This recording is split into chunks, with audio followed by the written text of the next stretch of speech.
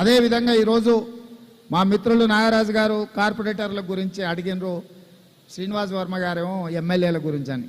నాగరాజు గారు తెలివి కల్లోడు. ఇప్పుడు ఇమ్మీడియట్గా వచ్చేది కార్పొరేటర్ ఎన్నికలు కాబట్టి అవి ఇస్తే తర్వాత ఆటోమేటిక్ ఎమ్మెల్యే టికెట్లు అడగొచ్చు అని వారి ఆలోచన. ఎందుకంటే ఎమ్మెల్యే ఎన్నికలు చాలా దూరం ఉన్నాయి.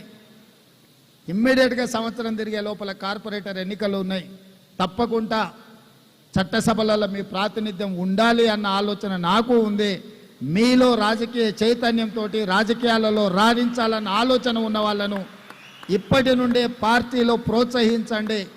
మొదట పార్టీలో పదవి ఇస్తాను, ఆ తర్వాత ఎన్నికల్లో టికెట్లు ఇస్తాను. పిసిసి అధ్యక్షుడిగా, తెలంగాణ రాష్ట్ర ముఖ్యమంత్రిగా క్షత్రియ సోదరులకు నేను మాట ఇస్తున్నా. తప్పకుండా